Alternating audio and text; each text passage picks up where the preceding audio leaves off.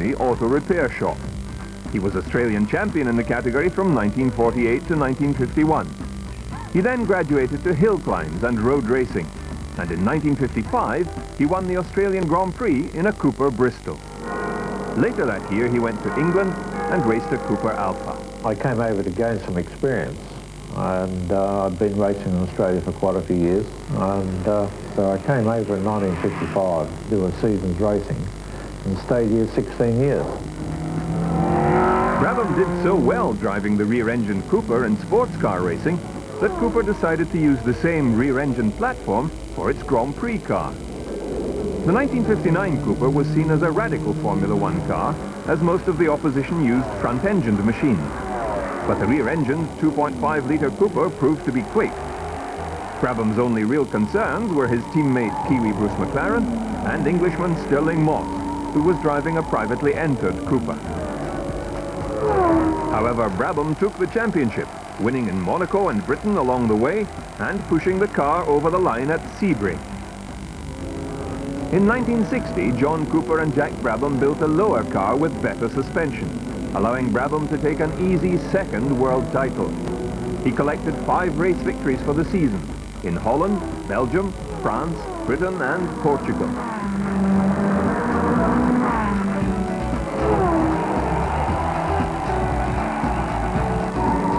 In 1961, the engine capacity rules changed yet again, this time to 1.5 litres, and the Cooper struggled against the Ferrari and Lotus team. At the end of that season, Brabham left Cooper and joined forces with compatriot Ron Toranak. The pair set up their own team and commenced building Grand Prix and production racing cars.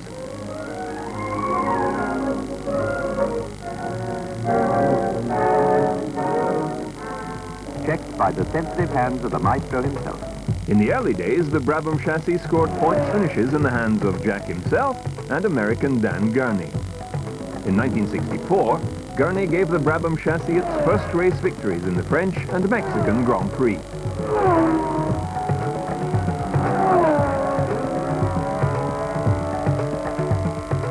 Brabham himself, though, didn't win a race in his own chassis until 1966. Repco Brabham engine has been going on for many months. The engine capacity rules changed to 3 litres for the 66 season, and most marques were caught unprepared.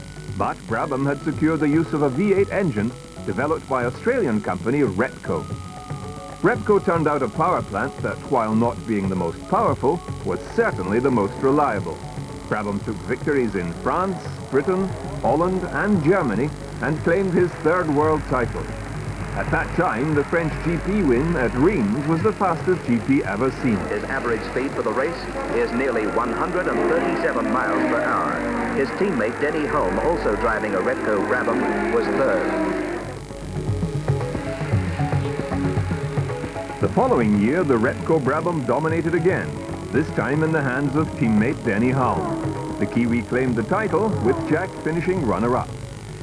Well, 1968 was a bad year for us, really, because Repco decided they'd build a twin-cam engine similar to the Cosworth, and that engine didn't turn out anywhere near as successful as the first one. And the following year, in 69, we switched to the Ford Cosworth engine ourselves. Jack was in contention for the 1970 World Championship after winning the South African GP before retiring at the end of the season. In a career spanning 126 races, Brabham tasted the victory champagne on 14 occasions, but more importantly, claimed 3 world crowns. He was knighted in 1979 and remains the elder statesman of GP racing.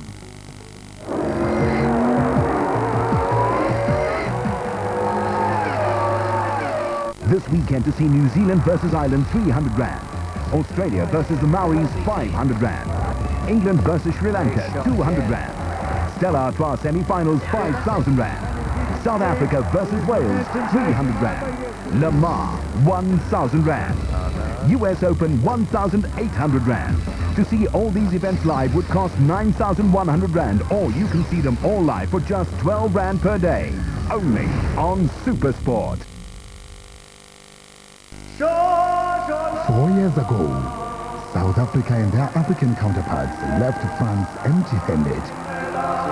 This time, however, 4 years later, Africa is ready to bring the World Cup home. And hang on, they might get something elbow with McCarthy. Back on his feet, back on the field. McCarthy, that's the game!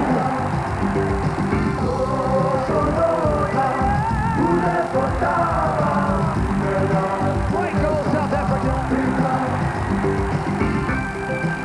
And up he goes, defying gravity again.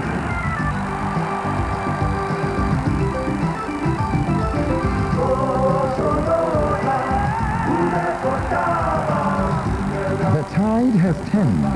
It's time to bring the sole prize in football back home.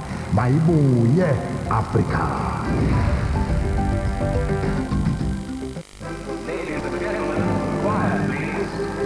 The wonder years of Wimbledon. The 1975 men's final was a case of the gentleman versus the bad boy, when Arthur Ashe came up against reigning champion Jimmy Connors. Except for a brief fight back in the third set, Ashe completely outplayed Connors to become the first black man to win the biggest prize in tennis, the Wonder Years.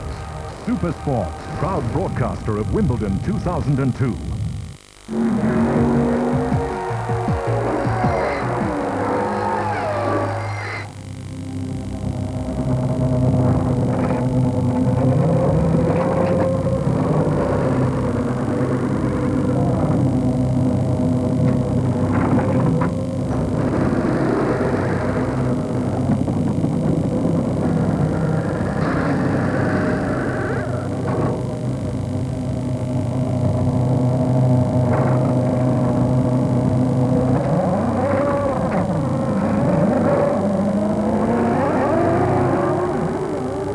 It's almost more common these days for a Formula One race to be won in the pits than it is on the track. So pit stops have become an extremely important part of the sport.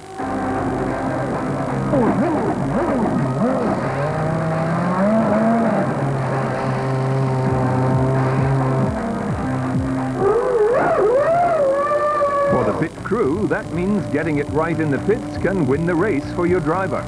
Equally, getting it wrong can cost your driver the race.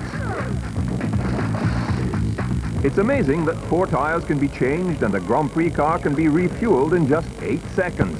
But this sort of precision takes hours of practice, and everyone on the team must know their job. Up to 30 crew members can be involved in a pit stop, so while it's important to be fast, it's probably even more important to be accurate and perform the given task at exactly the right time in exactly the right manner.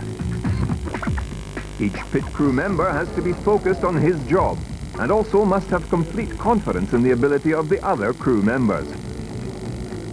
Very little talking is done during a pit stop, though each crew member does have an earpiece to listen to the driver and engineers for their cues or for instructions should something go wrong. The pit crew's safety clothing and equipment is the best money can buy. Fuel spilt on a hot engine can result in a dangerous inferno, and all care is taken to ensure the pit crew members are as protected as possible should it all go pear-shaped.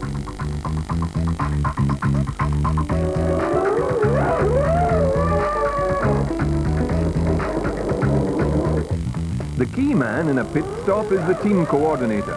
He controls the lollipop, which is the main form of communication from the pit crew to the driver.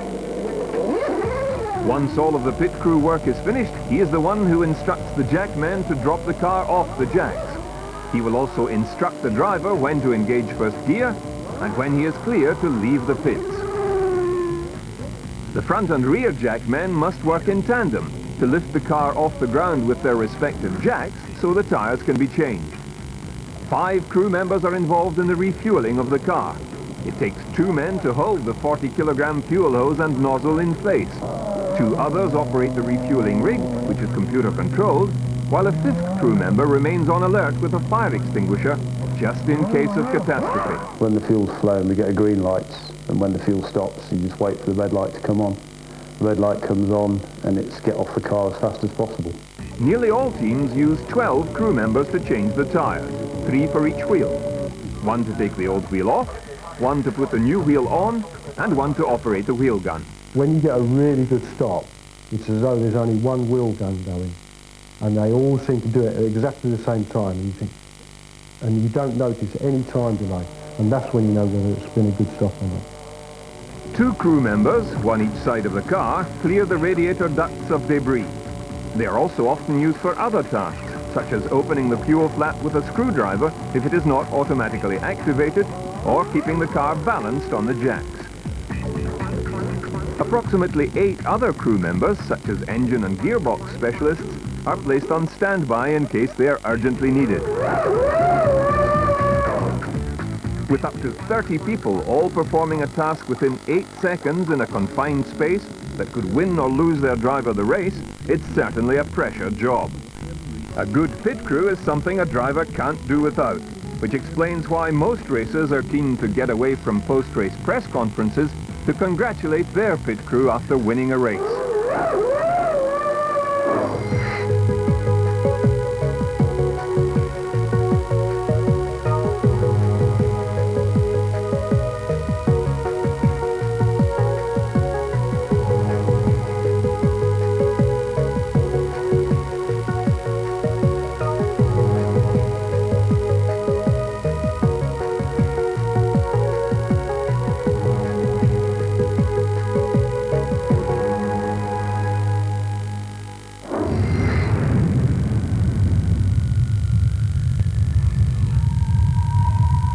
Cycling is about striving for excellence and having fun getting there. Super Cycling brings you top-rate cycling news and strategy from across the globe. Now it's time to master your spirit of excellence and rise above the rest. We show the fun of the sport and allow you to phone in with cycling questions. Be part of the cycling world only on Supersport. Live at 6 in the evening every first and third Tuesday. Proudly brought to you by Nestle Bar One, Pick and Pay, and Scrumpy Jack. Supersport serves up a tennis golden moment.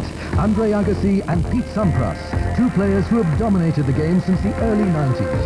Agassi, a flamboyant player's greatest triumph came when he completed a career Grand Slam by winning Wimbledon, the US, Australian and French Opens. Sampras is probably the greatest tennis player with an all-time record of 13 Grand Slam titles, including 7 Wimbledon titles. Record-breaking golden moments brought to you by Supersport. 4 years ago, South Africa and their African counterparts left France empty-handed. This time, however, 4 years later, Africa is ready to bring the World Cup home. And hang on, they might get something elbow with McCarthy. Back on his feet, back on the field. McCarthy, that's the game!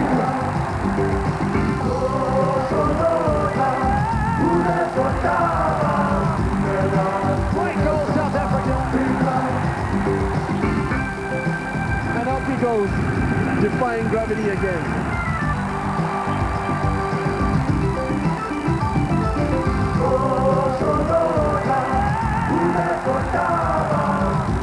The tide has turned. It's time to bring the sole prize in football back home. Maibuye, Africa. Some travellers will feel home ground under their tyres when their journey of discovery moves through beautiful Catalonia in the World Champion. No time to stop and stare. World Championship, 100,000 fans to please. The MotoGP. Local lad Spaniard Carlos Checa owes it to his countrymen. Join this high-speed adventure of discovery where no one has gone before. The MotoGP. Only on Supersport. Live from Catalonia on the 16th of June. Proudly sponsored by Vodacom. Well, welcome back. From motorsport, we move on to fishing now, and we're going to head off to the Vaal River to study the various life forms there. That's coming up in African Angling Safari. Let's take a look.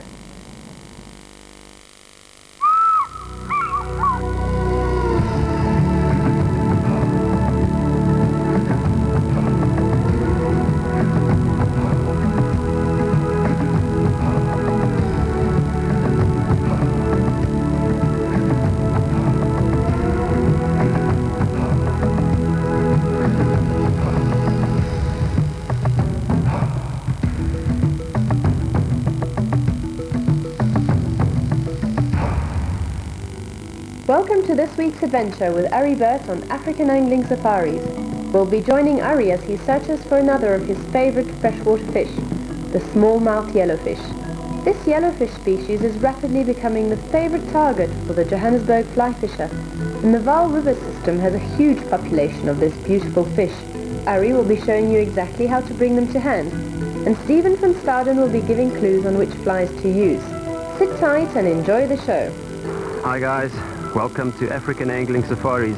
Today we're going to be taking you to the Vaal River. It's another one of my home waters, very close proximity to Johannesburg. The Vaal River itself supplies most of the water to the Gauteng area, the Joburg, Pretoria, and we're going to be fishing it today. The Yixke is not fishable this time of the year, so we come down to the Vaal River to get our yellowfish fix, and believe you me, these waters are filled with fish. There's smallmouth yellowfish, sharp-toothed barbel, orange river mudfish, carp, largemouth yellowfish, and the occasional bass. But what we're after today is the smallmouth yellowfish. They're an amazing fish. Get them in all different sizes, picking them up from little fingerlings to the big boys, the 4, 5, 6 kilogram guys. They share the waters with another species, which is the orange river mudfish. There's thousands of them here too. We're not targeting them specifically, although I'll be surprised if we don't pull a few out, but we're going after the smallmouth yellowfish. If we're lucky, we might pick up a catfish, a sharp-toothed barbel, something like that. Or if we're really lucky and we go into the deep waters, we'll be picking up largemouth yellowfish, or some fighters that grow to massive sizes. But today I'd like to show you a couple of the smallmouth yellowfish. The Vaal River itself is quite a huge system. What I'm standing in here is basically just a little channel. There's an island to my right. There's more channels beyond that. There's more islands beyond that. It can be really wide. You can see the water I'm standing in is very shallow. I'm standing in more or less in the rapid area. But this is where the fish are, in these shallow channels, behind rocks, in the riffles, in the rapids. There's a lot of turbulent water. It's picking up stones, it's washing out little insects, and the fish are just hanging around here, just waiting for those insects to come towards them. We plop a fly in next to them behind all the structure. We're definitely going to pick up a fish, and hopefully we'll be able to show you a couple of these amazing smallmouth yellowfish. They are such a pretty fish, and this river, as I said before, is full of them, thousands upon thousands of fish, and if we don't get any fish today, I will be very surprised. Wading on the Vaal can be an extremely difficult task, the riverbed being rocky and slippery. Waders are not a necessity in the warm water, but you will definitely need a wading staff. Felt-soled wading boots will also make wading easier. Always remember that safety comes first. Okay guys, little eddy right in front of me. Nice calm water behind this rock. What I'm going to do is just, without making too much noise, try to get as close as possible. And those eddies, these still waters where all the food goes and congregates, comes out of the fast water, just sits there, and the fish hide behind all that structure, that big rock that you can see. And if we pop a fly in there, well, they're just waiting for food to be delivered to them. Alright, that should be close enough.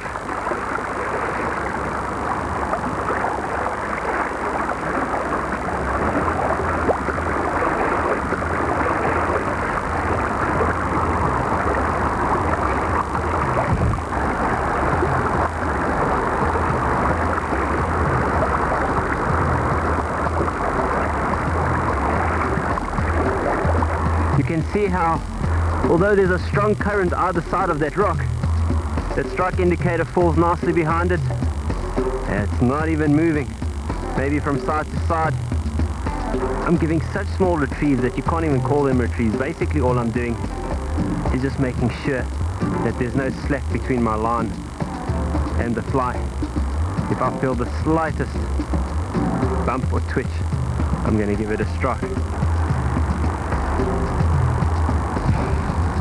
Oh, thought it was snagged on a rock, folks, but whoo-hoo. Oh, come here. Getting him around that rock there. Oh, he just wants to stay in the current, I'm afraid. I'll be able to control him in the stiller water. Come here. There's gold in these rivers, they say. Well, you can bet your boots. They were talking about yellowfish. I got a glimpse of it as it swam past me. I just saw yellow. think I'm gonna put my money on it being a yellow. That caddis fly is, excuse me, that caddis larva is absolutely doing the trick. Whoa. There we go. Woohoo. They do know how to fight, these smallmouth yellows. And I'm going to show you a pretty fish in a moment, folks. Look at that. Whew.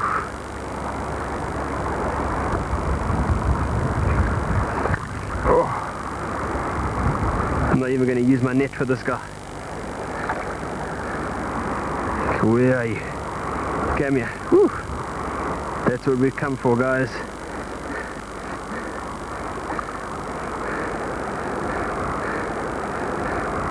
Beautiful fish. I'm not even going to use my net. I think I'm just going to gently scoop him up here. Oh, look at that. Come to daddy. Woo. Now that is a yellowfish. Isn't that a pretty fish? Nicely hooked with that caddis. Hey, this fly does damage in these waters, I'll tell you what. Just get that out of there. Put him in. Place him into the current. Come on, and let me down. Off he goes.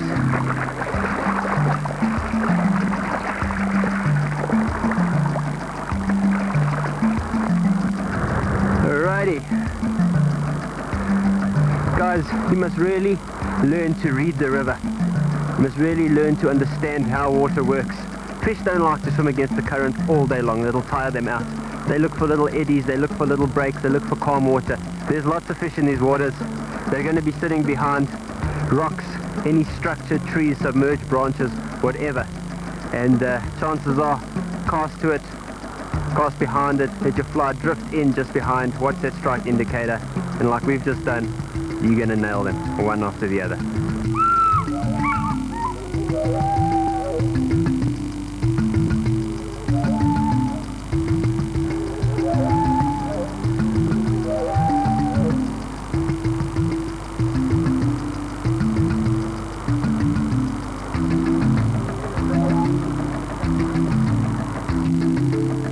Alright guys,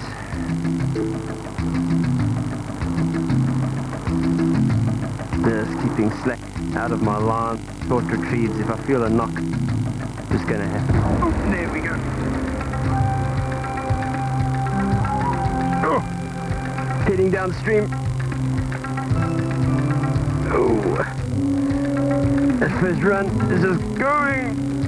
Oh, come back here.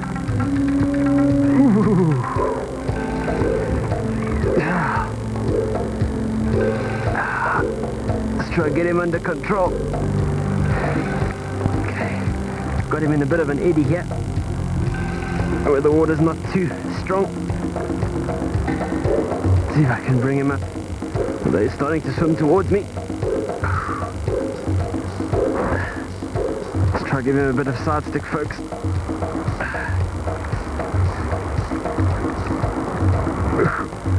I hope it's a yellow. They're so much prettier than these mudfish. Mudfish have a certain charm of their own. But the fish we're here for is yellowfish.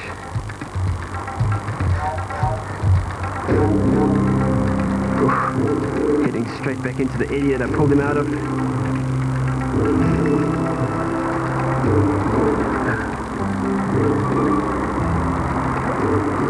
It's not exactly pulling line off my reel. Not coming in very close either. Definitely a smallmouth yellow. Let's see if I can scoop him in now. There we go.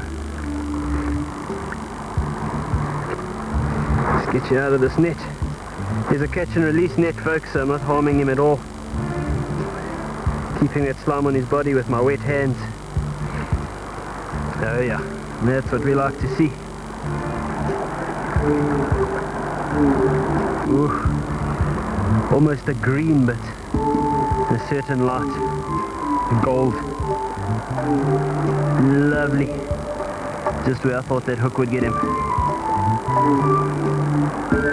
Let's get him out of here for you guys. Face him into the current.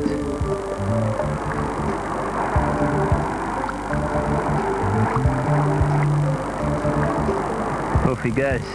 Catch you later.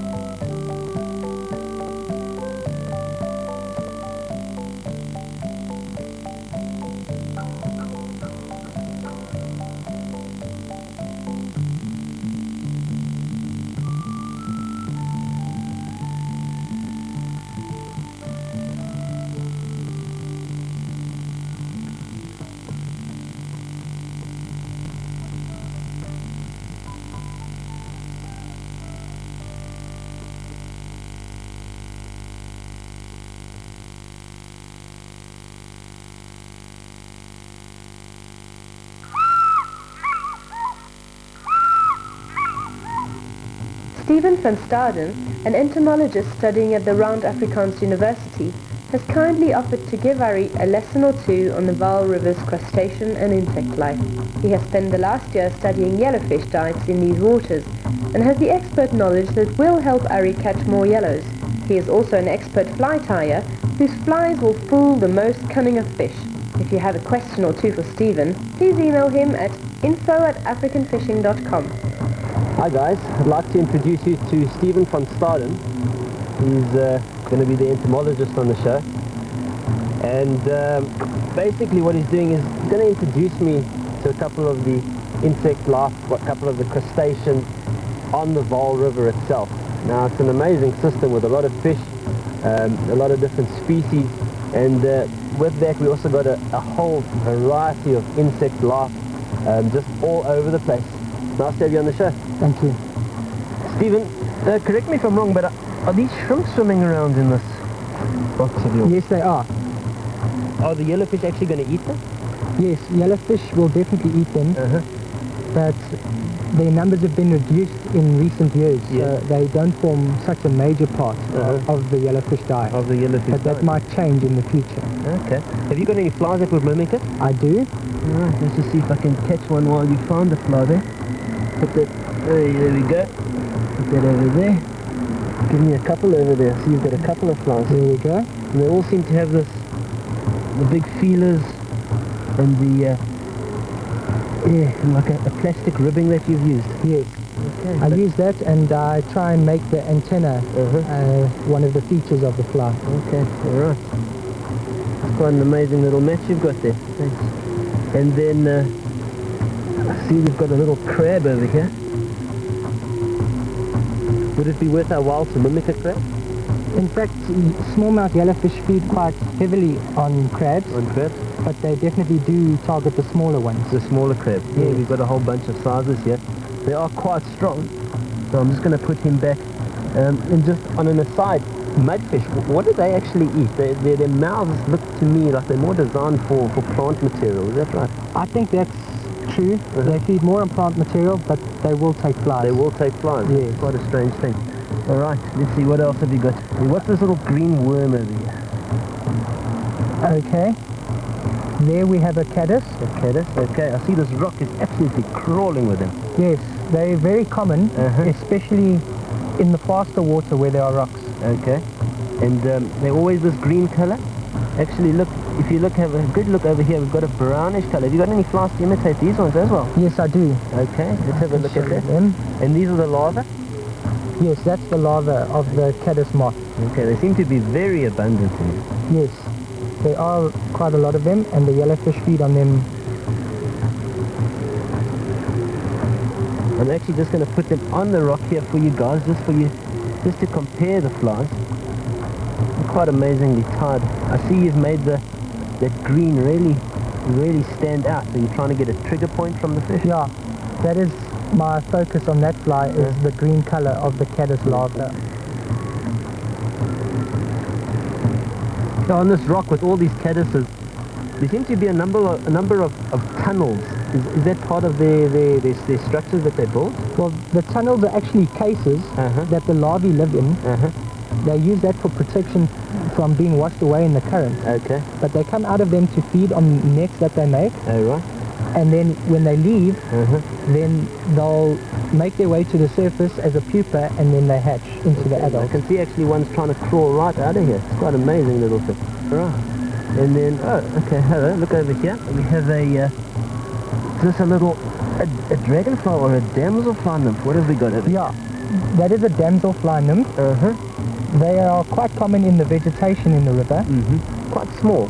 Not as big as the one you find in dams and that kind of thing. No, they are smaller, but they do get quite big as well, but they don't really seem to be part of the yellowfish diet. Is this a little earthworm? No, it's actually a leech. Okay. They're very closely related to earthworms though. Yes, it's not a blood-sucking leech, I hope. No. And actually now that I look at it, there are a couple, there we go, there's one on this rock as well. Yes.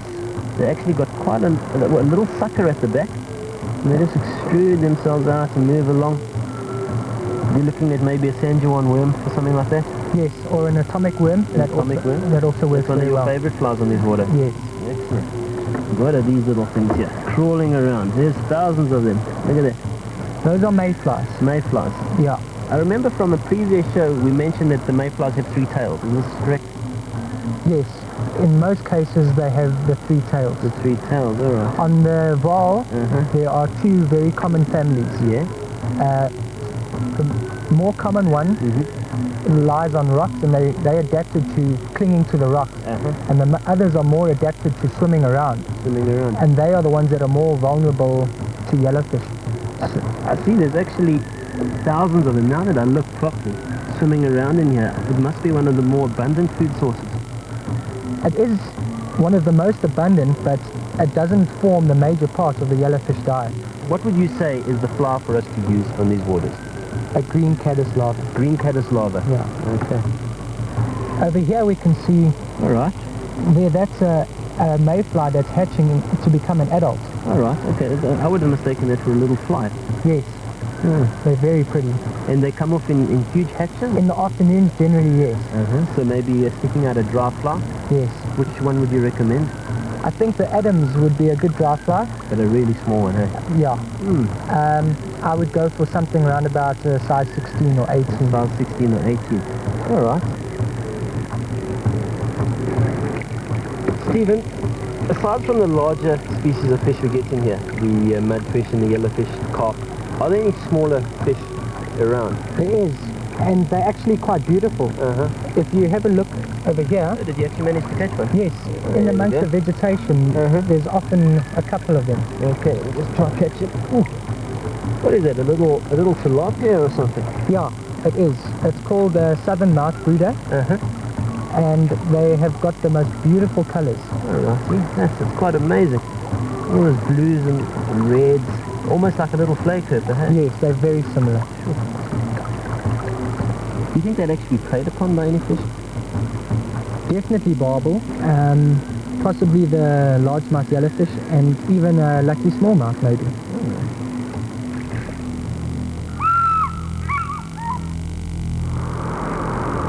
Okay guys, what I'm doing here is it's the check nymphing style of fishing with 3 flies attached to my line, and I'm casting very close to me, just letting it drift through these little riffles here. You have to react so quickly to these fish. Oh, there we go.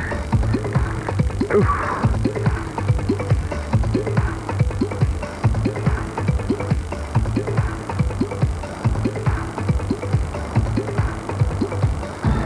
As I was saying, there's plenty of fish in these waters, and a good old check nymphing style technique works every time. And it's a mudfish. Oof. Off he goes again. Let's try bring him up for you. Ooh.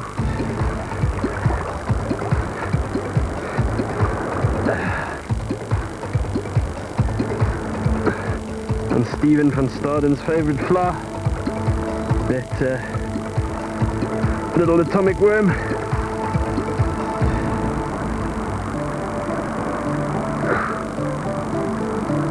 Oh, off he goes again. Quite powerful, these mudfish. They're the strangest fish you'll ever see. A very strange mouth. And he's taken it on the last fly. Funny fish, they look so drab, but this one is a copper. It's got little red spots on it, and there we go. Oh, okay.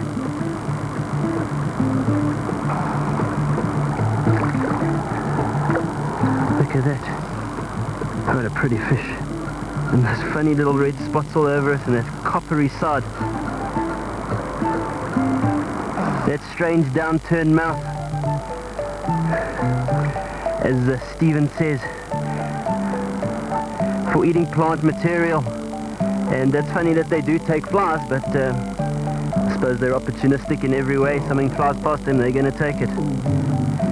Let's get him out of there for you.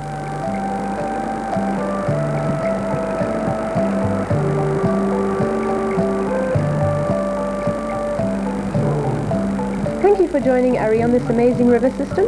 If you would like more information, please visit our website at www.africanfishing.com or email us at info@africanfishing.com. We will try and answer all your questions in the future shows. From Ari and his crew, we wish you tight lines and screaming reels. Balagashle!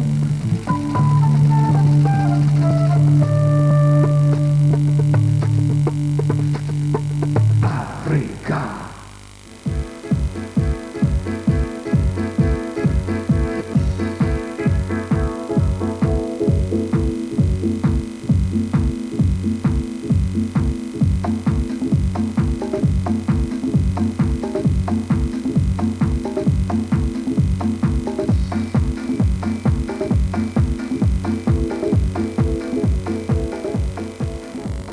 Well, it's news time here on Supersport AM. Plenty of results to get through. Of course, plenty of action yesterday at the World Cup, but a very, very disappointing day for Bafana Bafana.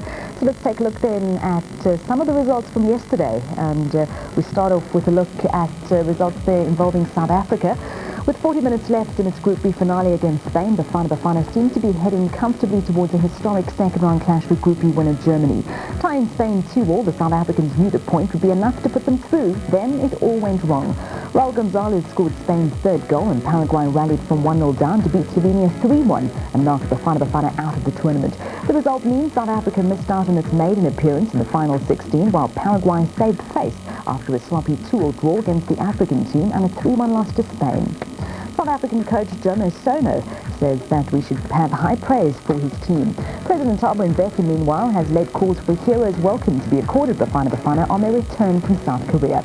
In other results from yesterday, Slovenia losing to Paraguay 1-3 and Sweden and Argentina 1-1. So Sweden and England advanced to the next round along with Spain. On to golf now, and the US Open has returned to a monstrous layout on the East Coast. Maybe it's time for Ernie Els to win another major. The Big Easy is a two-time Open champion, capturing the 1994 title at Oakmont and repeating 3 years later at Congressional.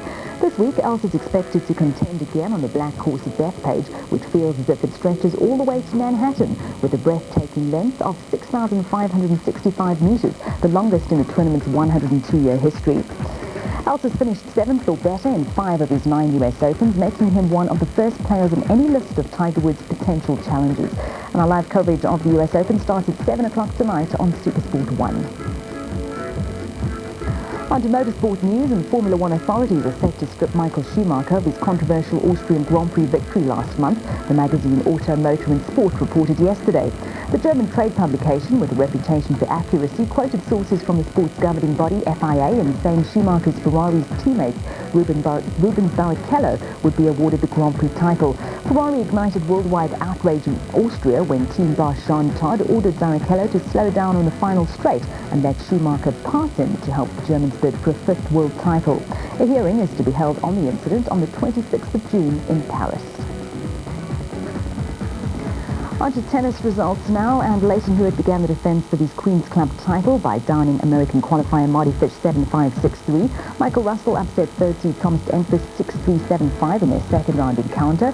Second-seeded Tim Henman of Britain opened his grass court season by beating South Africa's Neville Godwin 6-4 and 7-6. Better news, though, involving Wayne Ferreira, the 1992 champion, who was seeded number 10, dropped the second set against Belgian qualifier Gilles Elsner, but rallied to win 6-4, 6-7 and 6-1. More tennis results for you, and Thomas Johansson struggling since winning the Australian Open. Is happy to be back on grass as he swept past Croatia's Ivan Lupcic 6-4, 6-3 at the Jerry Weber Open. Top-seeded Yevgeny Kafelnikov joined in the quarter-finals, charging back from love 3 in the second set to oust French qualifier Cyril Saulnier 6-3, 7-5. In other matches, Russia's Mikhail Yuzny knocked the 4th seed out of the event, beating number 8 Frenchman Fabrice Santoro 6-0, 7-6. Czech player Budan Olewa also won against German Rainier Schuttler 6-2, 6-7 and 7-5. On to results now from the WTA Tour, and another warm-up ahead of Wimbledon at the DFS Open.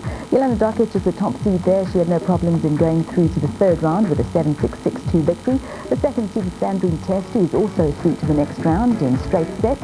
Lisa Raymond, the American seeded 8th, also won in straight sets, and another straight set victory there for Elena Lipkitseva.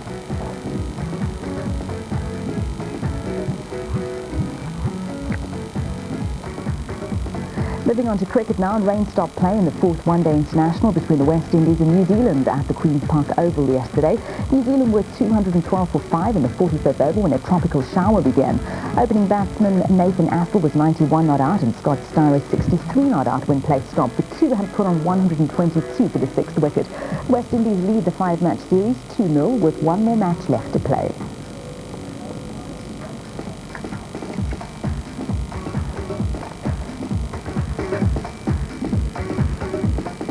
Taking a look at the live sport coming your way on your Channel of Champions during the course of the day. Starting at 8 o'clock this morning on Super Sport 2, we've got World Cup soccer for you. It's Costa Rica up against Brazil.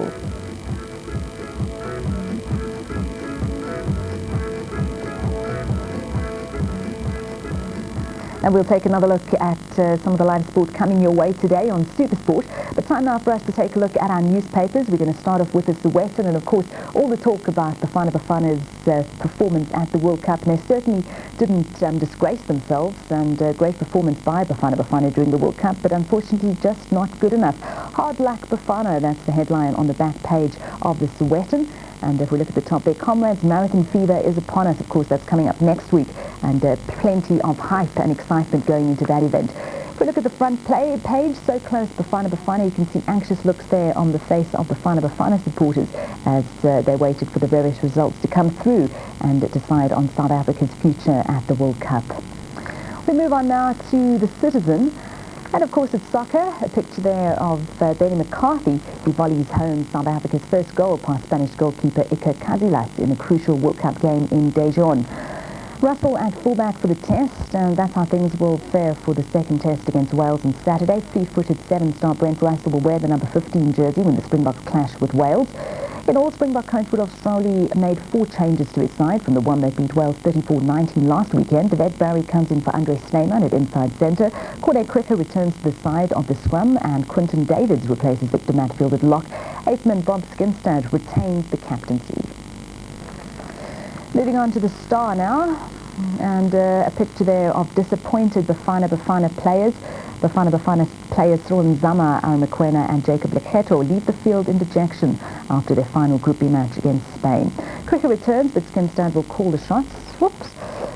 Tears flow as Argentina bow out. A huge blow, of course, yesterday as well. And Les Blues give fans the slip.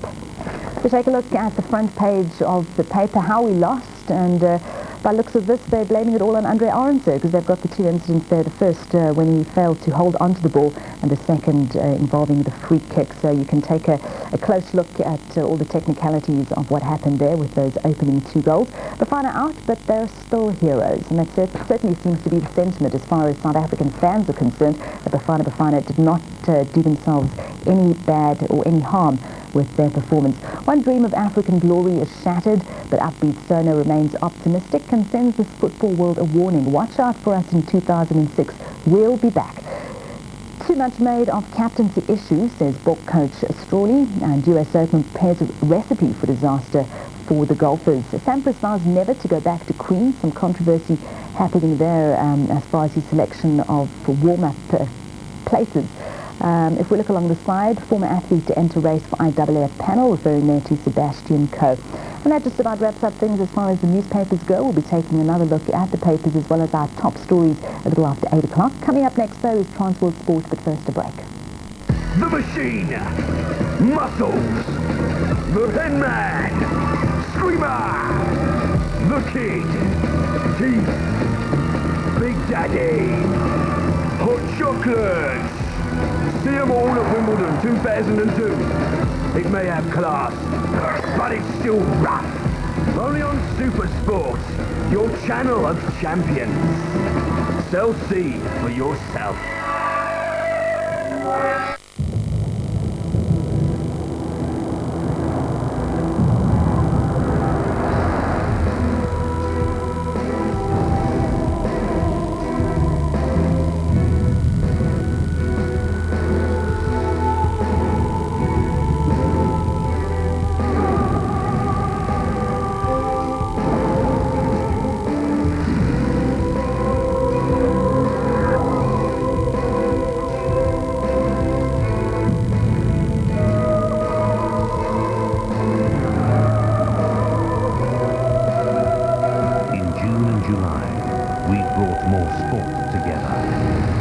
than ever before. A chance for South Korea to seal it, and they could well have done that. All the updates. There's danger here, a chance of an equaliser, they've got it! All the highlights. This is great skill, is this number 2? It certainly is! From 1930. And there's an opening here. The 2002 FIFA World Cup on Supersport. Sponsored by MWeb. Just like that. Big Daddy, the father of the tawny, who's looking long in the tooth. But who knows, it's never too late to regain your spanking power. Wimbledon 2002. It may have class, but it's still rough. Only on Supersport. Sell C for yourself.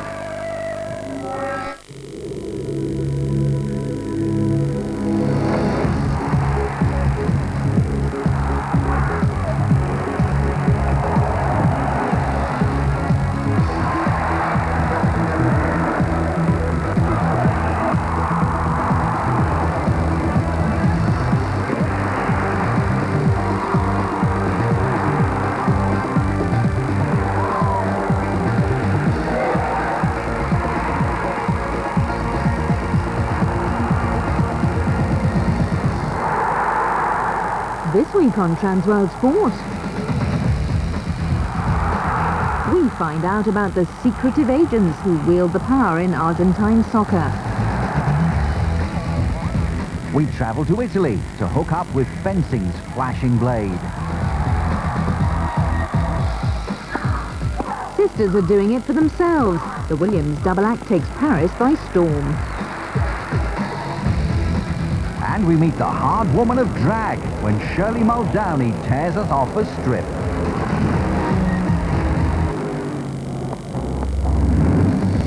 But first, the sports news worldwide. In Paris, history is made as Serena Williams' victory over Sister Venus in the French Open final lifts her to number 2 in the world rankings, one behind her greatest rival and biggest fan.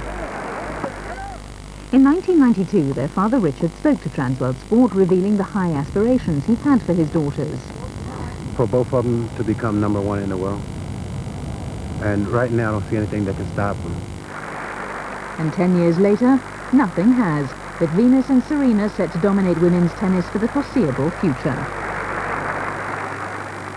Both girls appear apprehensive in this, their second meeting in a Grand Slam final, and their anxiety is reflected in an error-strewn match with just a few glimpses of the power and accuracy they're renowned for.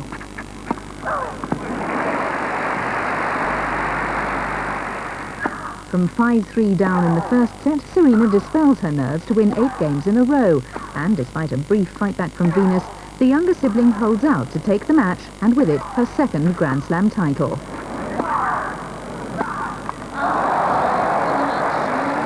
Afterwards, Serena candidly reflects on the material benefits of playing your sister in a final. I think it's better that I won against Venus because at least we both took home the maximum amount of money in points. In the men's event, a 4th Spanish winner in the last 10 years is guaranteed, as compatriots and first-time finalists Albert Costa and Juan Carlos Ferrero slug it out in a baseline battle of attrition. Surprisingly, it's Ferrero, the pre-match favourite and a semi-finalist for the last 2 years, who struggles to perform on the big occasion, as an inspired Costa takes the first 2 sets, for the loss of only 1 game. With victory in sight, Costa begins to falter, and his opponent at last finds some form to take the match into a 4th set. But the recovery is short-lived as a forlorn Ferrero double faults at match point to gift his opponent the title. The victory lifts Costa to a career-high 2nd in the ATP Champions race, but the clay court specialist will not be gracing Wimbledon's grass courts. He'll be on his honeymoon, a world away from the lawns of southwest London.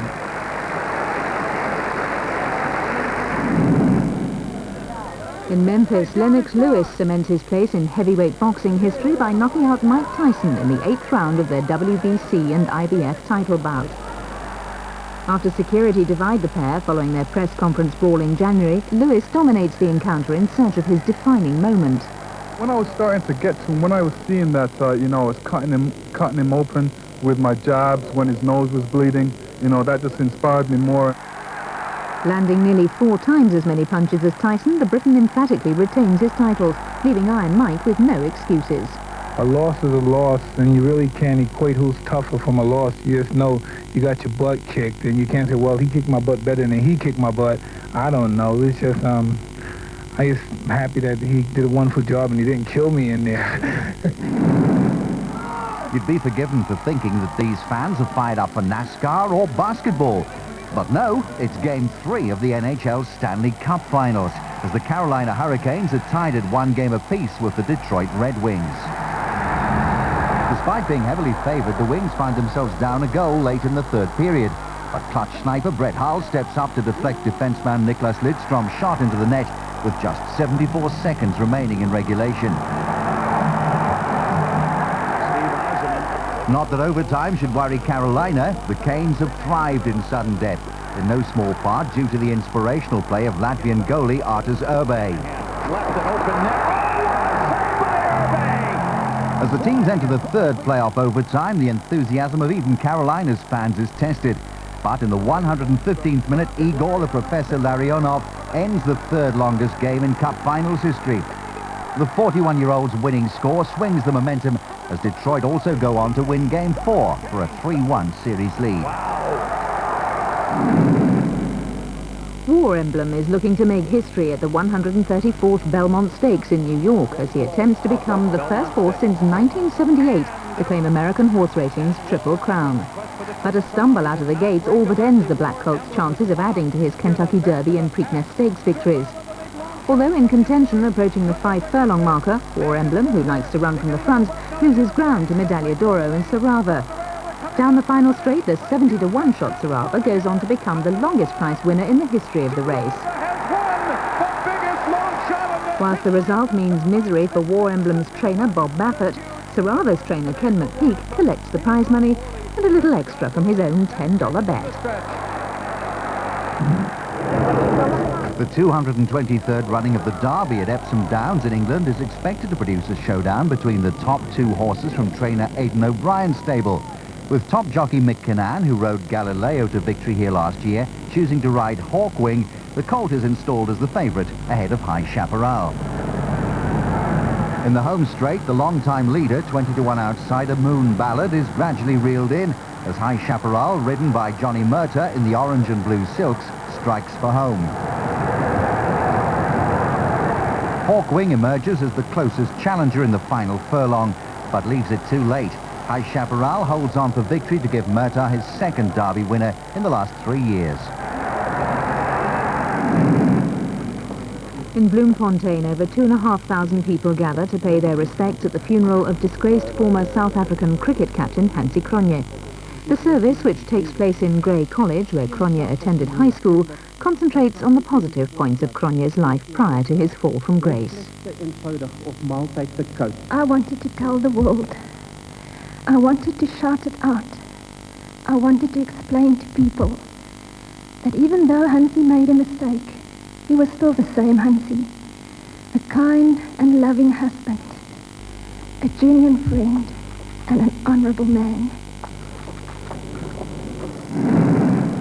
He's finally taken his rightful place alongside the NBA's greatest ever players and made it to basketball's Hall of Fame. He's the man who, along with Larry Bird and Michael Jordan, helped save the NBA and lift it to new heights of excellence. He is... Pure magic, Irvin Magic Johnson. Essentially a point guard, his otherworldly skills allowed him to play virtually every position on the court, and Magic led the Los Angeles Lakers to 5 NBA titles in the 1980s. A year before he took to the floor as a member of the 1992 USA Olympic Dream Team, Magic shocked the world when he announced he'd tested positive for HIV. His recovery, as well as his career, suggest his moniker was somehow meant to be. I never thought, and when I was 15 years old and Fred Stabley Jr. gave me that nickname back in high school, that it would still stand today and stick today. It's been a great ride, and this is a great moment for me and my family. Authorities in Russia have changed their plans to show the country's World Cup matches on giant screens After the first such showing sparks riots following Russia's loss to Japan. 2 are killed as the result leads over 400 supporters to rampage through the streets of Moscow. The violence blamed on Russia's lax drinking laws raises fears that any repeat incidents could wreck Russia's hopes of hosting soccer's European Championships in 2008. On the field, there's bad news for France's fans after the world and European champions and pre-tournament favourites are knocked out in the first round. So much was expected of a team that had dominated international soccer for the last 4 years, but after exiting the competition with the worst ever record for defending champions, it appears their era is now over. It's a national disgrace for the French people. We haven't even scored a single goal in this World Cup. I'm disgusted. There'll be more news later in the show.